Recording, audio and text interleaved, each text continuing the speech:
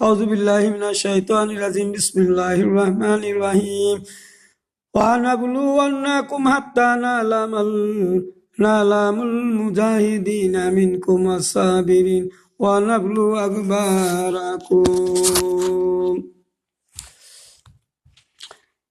আল্লাহ তাআলা বলেন, আমি অবশ্যই তোমাদেরকে পরীক্ষা করিব যতক্ষণ না জানিয়া লই তোমাদের মধ্যে কে জিহাদ করেছে আর কারা করে নাই, আর আমি তোমাদের ব্যাপারে অবশ্যই পরীক্ষা করব। তাহলে আল্লাহ তাআলা এখানে বললেন আমাদেরকে আল্লাহ পরীক্ষা নিবেন, পরীক্ষা করবেন কে জিহাদ করেছি আর কে করি নাই এই জিহাদের মাধ্যমে। তাহলে আমাদেরকে অবশ্যই সকলকে কোনো না কোনো পরীক্ষায় আমাদের পরীক্ষা দিতে হবে। তো আমি ভাই আপনাদের কাছে কিছু কথা বলতে চাই, সেটা হলো এই যে আপনারা কালকে একটা ইউটিউবে একটা দেখলাম, ভিডিও দেখলাম, ভিডিওতে নাকি একদল লোক কোন জেলায় সেটা লেখে নেই, বলতেছে যে গণতন্ত্র হারাম, যারা ভোট দিবা যাবে তারাই জাহান্নামী, গণতন্ত্র হারাম আর যারাই ভোট দিবা যাবে তারা জাহান্নামী। এই কথা যখন মাইকিং করা হচ্ছিল তখন ওই এলাকার কিছু লোক তাদেরকে ধরে ফেলেছে, বিশেষ করে বিএনপির লোকেরা তাদেরকে ধরে ফেলেছে। তো তারা বলতেছে যে আল্লাহর আইন আমরা চাই, তবে গণতন্ত্রের মাধ্যমে নয়। তখন কিসের মাধ্যমে চাও? তখন তাদেরকে বলা হলো যে তোমরা যে আল্লাহর আইন চাও তাহলে তোমরা কিভাবে করবে, রাষ্ট্র ক্ষমতা ছাড়া কিভাবে করবে? তারা বলবে এগুলা এইভাবে গণতন্ত্রের মাধ্যমে হবে না, কেমনি হবে? তা আমি এই কথাটা ধরে বক্তব্যটা রাখতে চাই যে গণতন্ত্রের মাধ্যমে হবে না, তাহলে আপনারা কেন কিভাবে হবে তাহলে সে কথাটা বলেন না কেন? রাসূল সাল্লাল্লাহু আলাইহি সাল্লাম মক্কাতে রাষ্ট্র ক্ষমতা চাই না, এই কথাগুলো আপনারা বলেন। হাদিসটা আমি গতকালকে এইটা বলেছি যে রসুলকে ক্ষমতা দিতে চাইছিল, রসুল নেন নাই, তো রসুল ক্ষমতা নিবেন কেন? রসুলকে তারা রাষ্ট্রপ্রধান করতে চাইলেন, তিনি হলেন না। তারপরে বললেন তোমাকে বড় নেতা বানিয়ে দিব, রসুল বললেন তা হবে না। তারপরে তুমি চিরদিন ক্ষমতায় থাকলে তোমাকে জীবিত অবস্থায় তোমাকে আমরা ক্ষমতা তোমার হাত থেকে কেড়ে নিব না, এই যে হাদিসটা আপনারা বলেন। তো রাসূল সাল্লাল্লাহু আলাইহি সাল্লাম নিজের থেকে আবার আপনারা অন্য জায়গায় বলেন, আপনারা কখন কি বলেন আমরা বুঝতে পারি না, আবার অন্য জায়গায় বলেন। রাসূল সাল্লাল্লাহু আলাইহি সাল্লাম নিজে কিছু করেন নাই, আল্লাহ যা বলেছেন তাই করেছেন। আল্লাহর নবী নিজে কোনো বানিয়ে কথা বলেন নাই, এ কথা আপনারাই জোর দিয়ে বলেন। রাসূল সাল্লাল্লাহু আলাইহি সাল্লামকে আল্লাহ তাআলা যেভাবে নির্দেশ দিয়েছেন সেইভাবেই কথা বলতেন, এটা আপনারাই বলে থাকেন। এখন আমার প্রশ্ন, তাহলে রাসূল সাল্লাল্লাহু আলাইহি সাল্লাম, আল্লাহ রাসূল সাল্লাল্লাহু আলাইহি সাল্লামকে বলছেন তুমি হিজরত করে মদিনায় যাও, আর রাসূল মদিনায় হিজরত করার জন্য প্রস্তুতি নিল। তখন কিছু সাহাবী বলল হে আল্লাহর নবী, আমরা কেন হিজরত করব? আমরা তাদের সঙ্গে যুদ্ধ জিহাদ করব, আমাদের মাতৃভূমি ছেড়ে কেন যাব? আপনি কি আল্লাহর নবী নন? আল্লাহ নবী বলেন কেন নবী নয়, তাহলে আপনি কেন যাবেন? আল্লাহ আমাদের সঙ্গে আছেন। তখন রাসূল সাল্লাল্লাহু আলাইহি সাল্লাম বললেন আমি কি করব? ইন আত্তাবিউ ইল্লা মা ইহা ইলাইয়া, এটা মক্কাতে বলা হচ্ছে। মক্কায় যখন ছিল তখন এই আয়াত নাজিল হয়েছে, সূরা ইউনূসের 15 নম্বর আয়াতের শেষের দিকে বলা হচ্ছে আল্লাহ নবী বলেন আমি কি করব? আল্লাহ যা বলেন আমি তাই করি, নিজের থেকে কিছু করি না। আল্লাহ বলতেছেন আমাকে হিজরত করে মদিনায় যাওয়ার জন্য, তাই আমি হিজরতে যাওয়ার জন্য প্রস্তুতি নিচ্ছি। তারপরেও কিছু সাহাবী আসে বলল হে আল্লাহর নবী, আমরা যখন মুশরিক ছিলাম তখন আমাদেরকে মানুষেরা ভালোবাসতো, আদর করত, যত্ন করে খাওয়াতো, ভালোবাসতো। কিন্তু যখন আমরা ঈমান আনলাম, যখন তোমার উপর আমরা ঈমান আনলাম, তখন আমরা কি হয়ে গেলাম? অবহেলিত হয়ে গেলাম। আমাদেরকে কেউ দাম দেয় না, আমাদের কথা কেউ শোনে না। তা আমরা কি তাদের সঙ্গে যুদ্ধ করবে না? আল্লাহ নবী সরাসরি বলেছিলেন তোমরা যুদ্ধ করবে না, কারণ আমাকে ধৈর্য ধারণ করার কথা বলা হয়েছে। আমি ধৈর্য ধারণ করব, আর তোমরা হিজরত করে যাও। এ কথায় আল্লাহ আমাদেরকে বলছেন। আমি আপনাদের কাছে বলতে চাই, যারা আমরা বলি যে রসুল রাষ্ট্র ক্ষমতা নেন নাই, তো রসুল সাল্লাল্লাহু আলাইহি সাল্লাম রাষ্ট্র ক্ষমতা মক্কাতে নেন নেই ঠিকই আছে, কিন্তু সেখানে কি কোনো আইন কানুন পাশ হয়েছে? আপনাদের তো এই জিনিসটাই বুঝতে হবে, শরীয়তের বিধি বিধানগুলো কোন জায়গায় আসে নাজিল হলো, কোন সূরা কখন নাজিল হলো, কোন জায়গায় কোন সূরা নাজিল করে দিলেন। মক্কার সূরাগুলির ব্যাখ্যা হলো কি তাওহীদ, রিসালাত, আখিরাত সম্পর্কে বর্ণিত হয়েছে। বলা হয়েছে আল্লাহ এক, অদ্বিতীয়, এটা বোঝানো হয়েছে। আর বোঝানো হয়েছে এই দুনিয়াটা একদিন না একদিন শেষ হয়ে যাবে, মানুষগুলা সব মরে যাবে। তারপরে এই দুনিয়ার কর্মকাণ্ড সম্পর্কে মানুষদেরকে কিয়ামতের ময়দানে জিজ্ঞাসাবাদ করা হবে।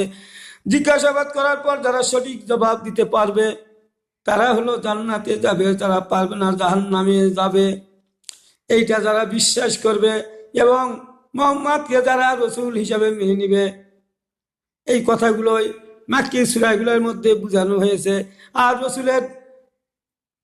রসুলকে বুঝাতে গিয়ে আরো অনেক নবীদের অতীত ইতিহাস থেকে আলোচনা করা হচ্ছে মাক্কি সূরাগুলোর মধ্যে, যে অনেক নবীরা তাদেরকেও নবী হিসাবে পাঠিয়েছিলাম, তারা আমার হুকুম হাকাম না মানার কারণে তাদের কওমদেরকে আমি ধ্বংস করে দিয়েছি।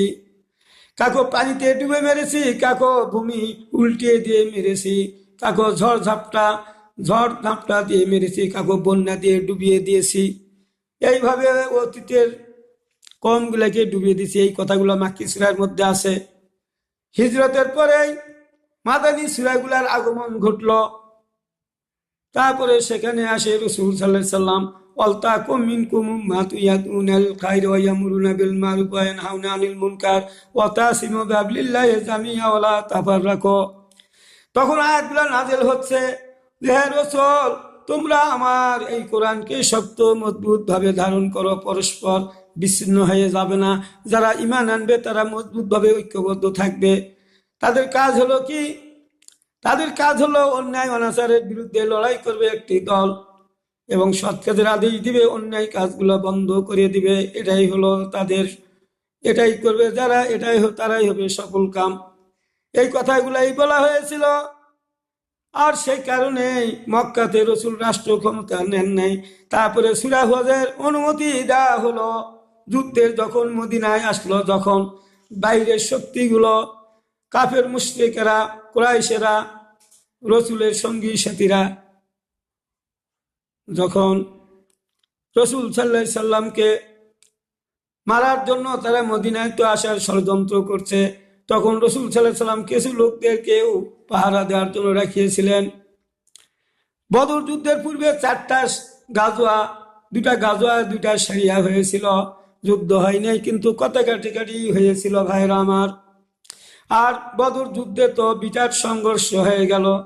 তাহলে রসুল সাল্লাল্লাহু আলাইহি সাল্লাম তাদের সঙ্গে সংঘর্ষে জড়িয়ে পড়লেন কেন? আপনাদের এই কারণগুলা যদি আমরা কোরআন পড়ার পরেও যদি না বুঝি, তাহলে আমরা তো বিপদগামী হয়ে যাব। যে রসুল সাল্লাল্লাহু আলাইহি সাল্লামকে আল্লাহ যে দায়িত্ব দিয়ে পাঠিয়েছিলেন, ওয়াল্লাযী আরসালা রাসূলাহু বিল হুদা ওয়া দীনিল হক লিইয়ুযহিরাহু আলা দ্বীনি কুল্লিহি ওয়ালাউ কারিহাল মুশরিকুন। আল্লাহ বলেন, হে রসুল, তোমাকে যে দায়িত্ব দিয়ে পাঠিয়ে দিলাম, এখন শোনো, তুমি আমার বিধানকে, আমার শরীয়তের বিধানগুলো তুমি জারি করবে। দুনিয়ার উপরে যত মন্ত্রতন্ত্র আছে, যত আইন কানুন আছে, যত বাতেলা আছে, শক্তি আছে, এগুলাকে পিছনে ফেলে দিয়ে আমার আইনকে বাস্তবায়ন করো। এই আইনকে বাস্তবায়ন করতে গিয়ে রসুল সাল্লাল্লাহু আলাইহি সাল্লামের সাথে কাফের মুশরিকদের সঙ্গে সংঘর্ষ শুরু হয়ে গেল। এই সংঘর্ষ হয়, বড় সংঘর্ষ হলো প্রথমে কথা কাটাকাটি, বাদ বিতণ্ডা, ঝগড়াঝাটি, তারপরে যুদ্ধে পরিণত হয়ে গেল, তারপরে পূর্ণ জিহাদে পরিণত হয়ে গেল। ভাইয়েরা আমার, রসুল সাল্লাল্লাহু আলাইহি সাল্লাম সাহাবাকে নিয়ে যখন যুদ্ধ জিহাদ করে বদর যুদ্ধে বিজয়ী হলেন, এক হলেন, তো আল্লাহ রসুল কি বসেছিলেন নাকি? যারা আজকে এই ইসলামী শরিয়া আইনের বিরোধিতা করেন, আমার প্রশ্ন হলো, শরিয়া আইনের বিরোধিতা করেন কেন? রাষ্ট্র ক্ষমতায় তো যেতে হবে, নাহলে এই শরিয়া আইনগুলো বাস্তবায়ন আপনি কিভাবে করবেন? আল্লাহ তো বলেছেন যারা আমার কোরআন নিয়ে গবেষণা করে আমি তাদের বুঝার ক্ষমতা দেই। আপনারা কোরআন নিয়ে গবেষণা করে আপনারা বুদ্ধি পালেন না কেন? যে ভাইরা নিজেকে হক্কানি দল বলে দাবি করেন, যারা বেশি বুঝার চেষ্টা করেন, তারা তারা কেন আপনারা, এখন তো আপনাদের বয়স 80-90 বছর হয়ে যাচ্ছে, 60-76 বছর হয়ে যাচ্ছে, তাহলে এখনো আপনারা আল্লাহ তাআলার আইনগুলো বাস্তবায়নের জন্য কোনো ফর্মুলা দিলেন না, এবং তারা নিজেরাও কিছু করেন না, শুধু নামাজ রোজার উপরে জোর দিয়ে কথা বলছেন। তাহলে এই কাজগুলা যারা কে করবে? এই কাজগুলা তো আল্লাহ বলছে যে তোমাকে তো আমি পাঠিয়েছি দুনিয়ার উপরে যত মতবাদ আছে তার উপরে বিজয়ী করার জন্য। যদিও কিছু লোক কাফেররা কি করবে? মানবে না এটা। কাফেররা মানবে না, কিছু লোক মানবে না, তাদের বিরুদ্ধে তোমাদের সংঘর্ষ ঘটবে। ভাইরা আমার, তাহলে আপনারা কেন এই কাজগুলা করতে যাচ্ছেন না? কাজগুলা করতে গেলেই তো সংঘর্ষ শুরু হয়ে যাবে। আপনার তো সংঘাতে গেলেন না, খালি মুখ দিয়ে বলেন, মুখ দিয়ে বলে বেড়ান, কিন্তু কিছু কিছু লোক এই আয়াতগুলা সম্পর্কে জেনে শুনে তারা কি করলেন? তারা আল্লাহর জমিনে আল্লাহর শরীয়তের বিধানগুলো কায়েম করতে গিয়ে যেমন রসুল যেমন বাধার সম্মুখীন হয়েছিলেন, যুদ্ধ জেহাদ করতে হয়েছে, এখন যারা আছি আমরা ওই আইনগুলো বাস্তবায়ন করতে চাই। এটা করতে গিয়ে বাধা তো আসবে, আল্লাহ নিজেই বলেছেন বাধা বিঘ্ন আসবে। এই বাধাকে উপেক্ষা করে আমরা কাজ করে যাচ্ছি এবং অনেক ভাইয়েরা শহীদ হয়ে যাচ্ছে, তারা জেল খাটছে, জুলুম নির্যাতনের শিকার হচ্ছে, যা কোরআন এবং হাদিসে এই কথাগুলা রাসূল সাল্লাল্লাহু আলাইহি সাল্লাম স্পষ্টভাবে বর্ণনা করেছেন। আমি আপনাদের বলতে চাই,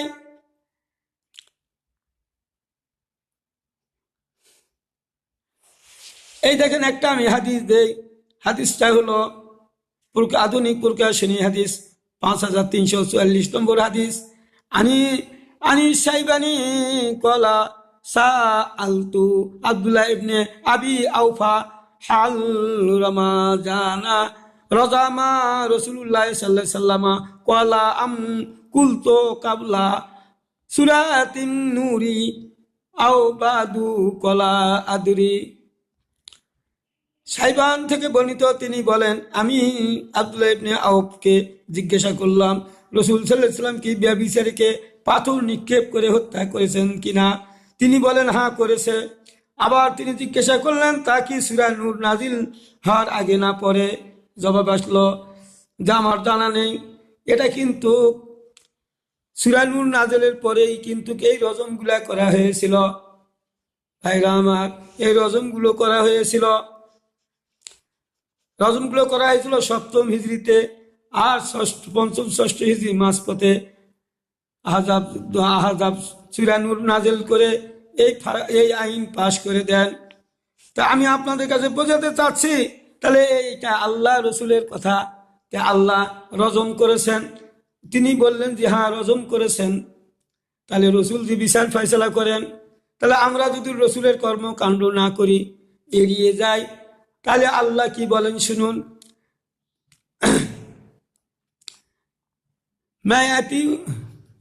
আল্লাহ বলেন যারা আমার রসুলের কাজ করে, মাইতুর রসুল্লাহ ফাকাত আতা আল্লাহ, যারা রসুলের কাজ করে তারা তো আমারই কাজ করে।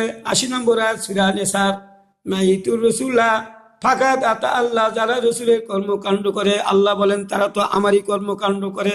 তাহলে রসুল বিচার ফয়সালাগুলো করলো, তা আপনারা কেন করবেন না? এভাবে আপনাকে ব্যাখ্যা দিতে হবে। তাহলে কেন পারলেন না? আপনাকে বলতে হবে যে আমরা যেহেতু রাষ্ট্রীয় ক্ষমতায় নাই তাই পারি না। তাহলে রাষ্ট্র ক্ষমতা না থাকলে আপনি এই আইনগুলো করতে পারেন না। তাহলে রাসূল সাল্লাল্লাহু আলাইহি সাল্লাম রাষ্ট্র ক্ষমতায় অবশ্যই ছিল, আপনাদের মানতে হবে। আর আপনারা আগে বললেন যে রসুল রাষ্ট্র ক্ষমতা দিতে চাওয়া হয়েছিল, রসুল নেন নাই।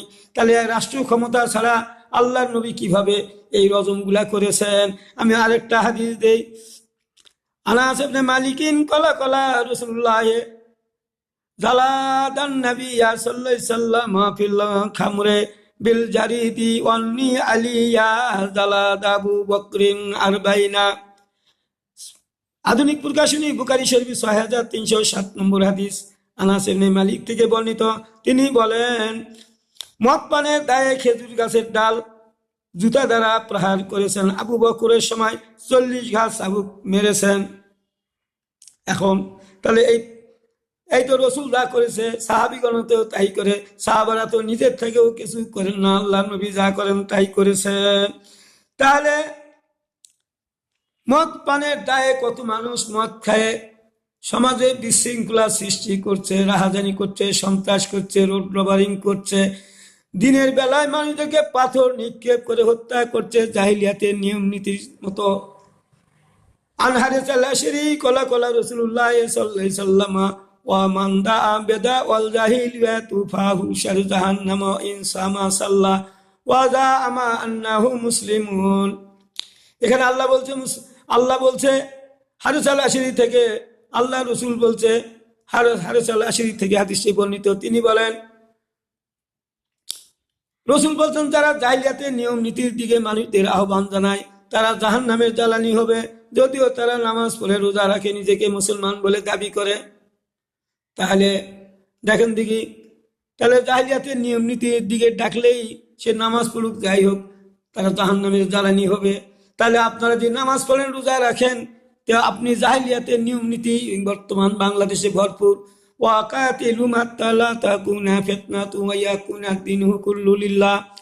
আল্লাহ বলেন তোমরা তাদের বিরুদ্ধে সংগ্রাম চালিয়ে যাও যতক্ষণ না দুনিয়া থেকে ফিতনা ফাসাদ উচ্ছেদ হবে, আমার জমিনে আমার আইন বাস্তবায়ন না হবে। তো যারা বলেন যে রাসূল সাল্লাল্লাহু আলাইহি সাল্লাম, যারা বলেন যে গণতন্ত্রের মাধ্যমে আসবে না, তাহলে এই আইনগুলো আপনি কিভাবে বাস্তবায়ন করবেন? গণতন্ত্রের মাধ্যমে যেহেতু সরকারি আইন, রাষ্ট্র ব্যবস্থা পরিবর্তন হবে, তাহলে গণতন্ত্র মাধ্যমে ছাড়া রাষ্ট্র পরিবর্তন না হলে এই আইনগুলোতে আসতে পারবে না। সেই জন্য তো আপনারা পারেন না, আসল কথাগুলা বলেন না। গণতন্ত্রের মাধ্যমে বদলও যান না, গণতন্ত্রের মাধ্যমে সরকারও পরিবর্তন হয় না। এই পরিবর্তনটা নিয়ে আসলেই তো এই আইনগুলো আমাদের বাস্তবায়ন করা যেত। তাহলে আপনারা যে এই কাজগুলো করেন না আবার বলেন, তাহলে আল্লাহ এই ব্যাপারে কি বলেন শুনুন। সময় নাই, ভিডিও বড় হয়ে যাবে। ইয়া আইয়ুহাল্লাযীনা আমানু লিমা তাকুলুনা মা লা তাফআলুন। এটা বদর উহুদ যুদ্ধের মাঝামাঝি সময় এই আয়াতটা নাজিল হয়েছে। এখানে আল্লাহ বলতেছেন, হে ঈমানদারগণ, তোমরা যা বলো তা করো না কেন? তোমরা যে আল্লাহর আইনের কথা বলো, ফৌজদারি দণ্ডবিধির কথা বলো, মদ বন্ধ করার কথা বলো, রজমের আইন তোমরা কথা বলো, তে সেই আইনগুলো তোমরা কেন করো না? কিভাবে এই আইনগুলো বাস্তবায়ন করা যায় সে ব্যাপারে কোনো ব্যবস্থা করনি কেন? তখন আপনারা কি জবাবদিহি করবেন? এই আয়াতের অর্থ কি করবেন, কি জবাব দিবেন কিয়ামতের ময়দানে? যদি আল্লাহ বলেন, হে ঈমানদারগণ, তোমরা যা দুনিয়াতে মানুষদেরকে শুনিয়েছো বলেছো, কিন্তু ওই কাজটা তোমরা নিজেরা করেছো কি করো নাই? বরং যারা এই কাজটা অন্য লোকেরা করেছে, তখন তোমরা নিজেকে বড় আলেম বলে আখ্যায়িত করেছে এবং বলেছ যেগুলা সম্ভব না, এগুলা বেদাত, এগুলা অমুক তমুক, এগুলা গণতন্ত্র হারাম, এগুলা বলে ওই লোকগুলার মনগুলো ভাঙিয়ে দিয়েছেন, যাতে করে আমার জমিনে আমার দিনটা কায়েম না করা হয়। এই জন্য তো তোমরা কি জবাবদিহি করবে? আমার প্রশ্ন হলো, আল্লাহ বলে তোমরা করো নাই কেন? একদল লোক তো এটা করার জন্য উৎগ্রীব হয়ে গেছিল, তারা করছিল এবং তারা শহীদ হচ্ছিল। কেন আমি বলি নাই কিয়ামত পর্যন্ত একটা দল থাকবে, তারা লড়াই চালিয়ে যাবে, জিহাদ করবে। তো একটা দল তো জিহাদ করে যাচ্ছে, আপনারা তো বসে আছেন, তাহলে আপনারা তো জিহাদও করছেন না, তাহলে আল্লাহ কি আপনাদের বলবে না? তাহলে আপনারা কেন বসেছিলেন? বসে বসে মানুষের ভুল ধরিয়ে বেড়াইছেন। অথচ রসুল বলছে তোমরা বেশি বেশি অনুমান করে ভুল কথা বলো না, বারবার মানুষদেরকে হেয় প্রতিপন্ন করার চেষ্টা করো না। আল্লাহ আবার বলেছে না, নিজের কাজকে বেশি অগ্রাধিকার দেয়, যে নিজে যেটা করে সেটাকে প্রাধান্য দেয়, অন্য মানুষের কাজকে প্রাধান্য দেয় না, বিচারও করে না, বিবেচনাও করে না। আল্লাহ বলেন, কাবুরা মাক্তান ইনদাল্লাহি আন তাকুলু মা লা তাফআলুন। আল্লাহ বলে, আমি তো তোমাদের ভালোবাসি না, এই কারণে ভালোবাসি না যা বলো তা নিজেরাই করো না। আল্লাহ বলেন, তোমরা নিজেরা মানুষদেরকে বলো, উদ্বুদ্ধ করো, কিন্তু নিজেরা এই কাজটা করো না। আর যারা এই কাজটা যারা করে, নিজেও করে, অন্যদেরকে উদ্বুদ্ধ করে, আল্লাহ তাদের ব্যাপারে বলছেন, ইন্নাল্লাহা ইউহিব্বুল্লাযীনা ইউকাতিলুনা ফি সাবিলিহি সাফফান কান্নাহুম বুনিয়ানুম মারসুস। আল্লাহ বলেন, আমি তাদেরকে ভালোবাসি যারা আমার পথে অন্যের বিরুদ্ধে লড়াই করে সীসা ঢালা প্রাচীরের মতো। তাহলে আল্লাহ কাদের ভালোবাসে? আপনাদের ভালোবাসে তো বাসে না? আপনারা বলে বেড়ান করেন না আপনাদেরকে ভালোবাসে না, কলা কোন ভাবে করলে এটা হবে তাও বলেন না। আমি আপনাদের কাছে প্রশ্ন রেখে বলছি যে যারা বলে ওইটা ভুল হয়েছে, তার তো সঠিকটা তো জানা আছে, তো সঠিকটা বলেন না কেন? যখন আপনি কারো ভুল ধরেন তাহলে তো এই ব্যাপারে আপনার জানা আছে, তা আপনি কেন বলেন না? তা আপনি বলেন না, কাজটাও হয় নাই বলেন, আবার নিজেও চেষ্টা করেন না। আল্লাহ সেদিন আপনাদের কি করবে জানেন?